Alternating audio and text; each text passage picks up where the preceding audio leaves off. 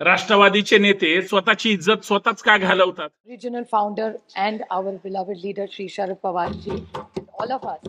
राष्ट्रवादी काँग्रेस पक्ष ओरिजिनल या पक्षाचे अध्यक्ष Ajitdada Pawar I take this opportunity on behalf of the Nationalist Congress Party and the original founder and our beloved leader Shri Sharad Pawar ji, all of us, to congratulate you on your second innings. I still remember the first day when I met you, sir, with my colleague and friend Rajiv Pratap Rudy ji.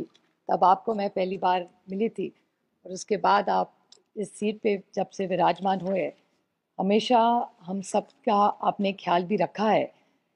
लेकिन पिछले 5 सालों में Covid में भी जिस तरह से जैसे treasury bench के साथ ऑपोजिशन के भी हम सब के लिए आपने जिस तरह से ख्याल रखा, हमेशा हमारे हर मेंबर को आपने फ़ोन भी किया, पूछा। कोविड के टाइम में आपकी सारी टीम ने जो काम किया और कोविड में जिस तरह से हाउस भी चला, I must take this opportunity to congratulate the entire parliamentary staff and team. Sunil Tatkare आपल्या अभिनंदन प्रस्तावावरती मला मराठीत बोलण्याची परवानगी दिल्याबद्दल मी आपल्या मनापासून या ठिकाणी आभार मानतो।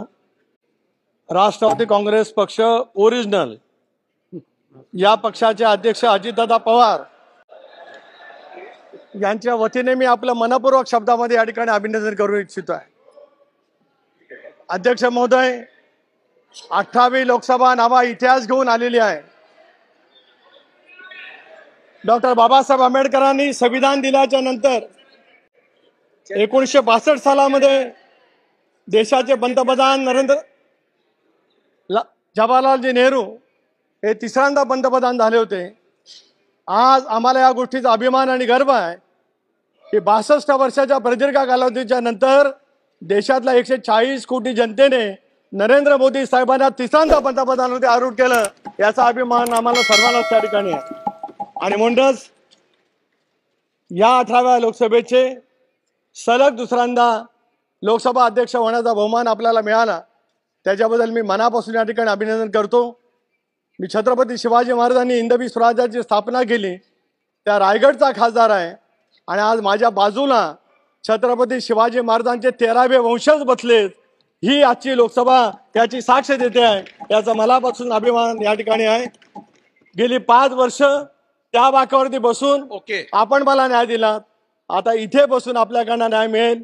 शून्य काल आणि इतर वेगवेगळे प्रश्न सोडण्याची बांधिलकी आज मोदी साहेबांच्या नेतृत्वाखाली त्या ठिकाणी होत असतानाच आम्हाला सुद्धा आणि महाराष्ट्राला आमचा वेगळा आवाज उठवण्याची संधी आपल्या मार्फत मिळेल अशी अपेक्षा व्यक्त करतो। राष्ट्रवादीचे नेते स्वतःची इज्जत स्वतःच का घालवतात? म्हणजे बघा ना, संसदेच्या सर्वोच्च सभागृहामध्ये आमची राष्ट्रवादी ओरिजिनल आहे तर तुमची डुप्लिकेट आहे, आमचे नेते राष्ट्रीय अध्यक्ष आहेत तर तुमची डुप्लिकेट आहे, हे सांगून देशभरात स्वतःचे वाभाडे काढून घेण्याची गरज काय? ह्याच्यात मोठं कोण झालं? ह्याच्यात महाराष्ट्र मात्र खुजा झाला। देशभरात इज्जत कुणाची गेली? इथं महाराष्ट्रात जे काही टोळ्या आहेत, पक्ष फोडणाऱ्या, आमदार खासदार पळवणाऱ्या, त्या टोळ्यांनी महाराष्ट्राची अशी वाट लावून टाकली आहे ना की तिथं इज्जत वाढावी अशी एकही कृती या राज्यामध्ये कमीत कमी दिसत नाही। अरे ज्या मोठ्या नेत्याने, ज्या मोठ्या साहेबांनी सगळ्यांना सोबत घेऊन पक्ष उभारणी केली, त्याच माणसाला काल परवा आलेले किंवा त्यांच्या पक्षामध्ये कार्यकर्ता म्हणून काम करणारे आता त्यांना म्हणायला लागले की तुम्ही नाही अध्यक्ष, तुम्ही नाही नेते। याचा अर्थ राजकारण किती खालच्या थराला आणि किती टोकाचं सुडाचं झालंय हे महाराष्ट्र पाहतोय। मी राष्ट्रवादी चांगली की वाईट किंवा चुकीचं बोलले की काय बोलले याच्याशी मला काहीच देणं घेणं नाही। मला असं वाटतं महाराष्ट्रामध्ये जे काही 2, 4, 5 पक्ष आहेत महत्वाचे मोठे आणि 2, 3 लहान पक्ष आहेत, ही महाराष्ट्राची खरं तर राजकीय अस्मिता आहे। त्यांच्यात अंतर्गत वाद, नेत्यांनी एकमेकांवर टीका करू द्या, पण जे एका कुटुंबात राहून लहानाचे मोठे झाले ते आता देशाच्या वरिष्ठ सभागृहामध्ये एकमेकांची इज्जत काढायला लागले, एकमेकांवर जर टीका करायला लागले। साधी गोष्ट आहे, जर एखाद्या कार्यकर्त्याने किंवा नेता म्हणू आपण त्यांना, त्या नेत्यांनी त्यांच्या पक्षाच्या सर्वोच्च नेत्याला जर नेता म्हणलं आणि त्यांच्याच नेतृत्वाखाली हे सगळे मोठे झालेत हे सांगितलं, बिघडलं कुठं? लगेच दुसरा उठला आणि ते म्हणला नाही नाही आमचाच नेता त्या ठिकाणी मोठा आहे, आमचंच तो पक्ष ओरिजिनल आहे.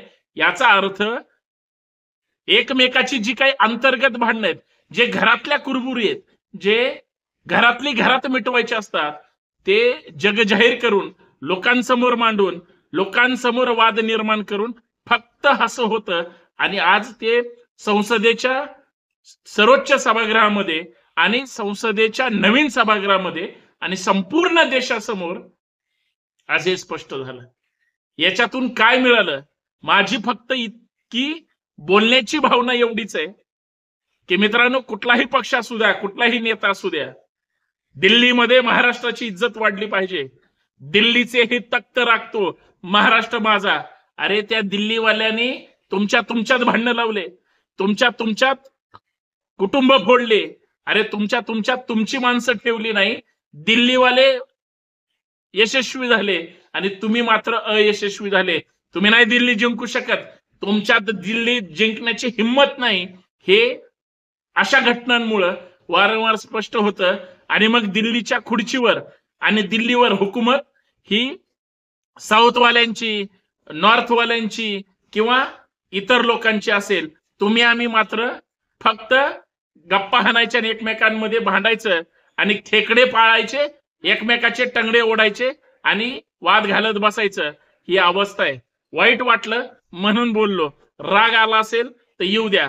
आणि जर खरंच तुम्हाला काही सद्भावना असेल कुठल्याही पक्षाचा, सत्ताधारी पक्ष असू द्या किंवा विरोधी पक्ष असू द्या, तो महाराष्ट्राचा आहे आणि महाराष्ट्राच्या नेत्याची दिल्लीत मान ही उंचावलीच पाहिजे, कॉलर टाईट झाली पाहिजे, असं मला एक महाराष्ट्रीयन म्हणून वाटतं. धन्यवाद. जय जिजाऊ, जय शिवराय.